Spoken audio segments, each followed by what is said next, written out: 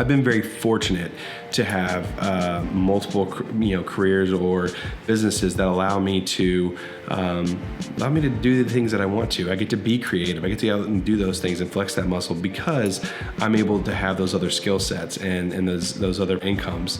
And it lets me kind of just make YouTube videos as a fun side project.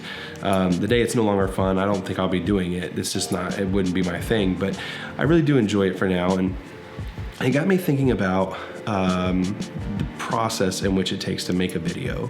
So when you go to create a YouTube video, you have, of course, the pre-script, you write the script, you have filming, you have post-production, and during that process, even if you're just reviewing one single item, right, guys? Most of these reviewers are getting free product, but not all of them. There's a million smaller YouTubers who, even to create the Raspberry Pi video, I have a couple $100 invested in getting product here, getting everything here, testing, setting it up, and trying to generate that video content that will, most likely never see a return on investment for the amount of money or time spent to create that content. So I can really understand when the people at the top of the game are feeling burnout from that. Yeah, they get the money for it. Yeah, they're making the revenues, and I'm sure they pay for very little of the product they ultimately review. But there's still a crap ton of work that goes into that. And it's important that we as a community appreciate the effort and time they put into that, and that's by simply clicking subscribe, clicking the bell, because it lets them know that they're on the right track. Smaller content creators like myself, we don't always get that luxury, and so sometimes it can be quite the grind. It kind of comes with the territory, though. I think if you're going to go down this path, you already know this. But for those who don't know it, it's not easy. It's not sunshine and rainbows. It's a lot of work. I mean, and if you don't put the time in and the effort to do it, then it's never going to turn into anything meaningful. So I highly advise you to really think about what you want to do and decide if that's going to be the best path for you. In this particular case, watching Linus's video, it was very apparent to me that he showed a lot of courage by coming forward and talking about why he feels the way that he does. The viewership makes an investment into the content creators by, again, clicking the notifications and the subscribes.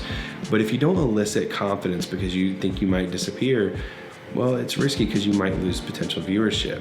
But at the same time, it's important that we remember that they're people too, and that on the other side of that lens is somebody who's just really pouring their heart and soul into creating content for us to consume. And I don't know that that he's serious about it. I can't imagine if he's anything like myself that he's actually willing to retire in the next 20 years. I mean, maybe he is. I really don't know.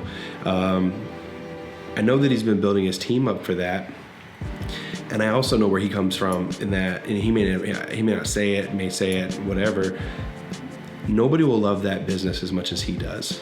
And so while Anthony and the other team members are able to build out more videos and do those things, the quality and the optimism and the whole thing that Linus brought to the table is going to be really hard to recreate because it just is, right? This is what he longed to do, and he set out to do it. So kudos to him, and I know that I, for one, will throw a thumbs up his way because I support his willingness to come out and be open about the churn and the burn that goes with creating this. So think about it for a second, guys. Next time you see a video you like, and it's okay. It's probably not going to be this one. This is just kind of a chat video and kind of a thoughts video, and I apologize for the lack of content here, but it's really just something I wanted to make sure that one, I'm also putting in the work necessary to keep my videos going and keep them uploaded. And sometimes it's not about what I can show you guys or what I can film. It's so much as it is I just want to talk about what's going on and kind of the things there. And the Linus one hit home for me so crazy because, again, I'm able to have so many disciplines that YouTube isn't a requirement for me, but I do love to do it. And I can understand where he's coming from. I'm feeling that burnout because I've experienced it in my other disciplines. So again, I'm kind of rambling at this point, but just take a moment. say thank you, enjoy the moments, and next time you see a good video that you like, click the bell, subscribe, and man, don't hesitate to leave positive comments. Most of the content creators here read those comments. I know some say they don't, and I imagine if you're putting out, a gazillion videos a day, you're probably not going to be reading those, but that's not realistic, guys. That's not everyone here. The majority of everyone here on YouTube, or the vast majority of content creators are small creators, a ton that still edit their own videos. You look at iJustine. I know that she edits her own videos. They've had trouble finding editors. So has Snazzy. I mean, people have trouble finding editors. And so, by the way, it's a good career field, guys. If you think that you have what it takes to be an editor, feel free to drop a line and see what we can do. You constantly burn through editors because they're just not. They're hard to find. They're hard to find good ones, correction.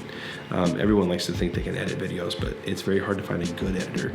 So I would say that when you see those things next time, think about the amount of work that goes into it and appreciate the amount of creativity that goes into it. For me, that's what YouTube is, right? It allows me to express my creativity in all the ways that I can't in all my, again, other disciplines where I may be working, more of a desk position, or maybe working on spreadsheets, or, doing something more technical. Sometimes I've just come to realize that I'm a much more creative person at the same time, and that's where I tend to be the happiest. But I'll never be able to replace the fact that I'm also a tech guy. So this is one of the good mediums to express that and really feel like you're being well-rounded. So everyone, thank you for your time, and be creative.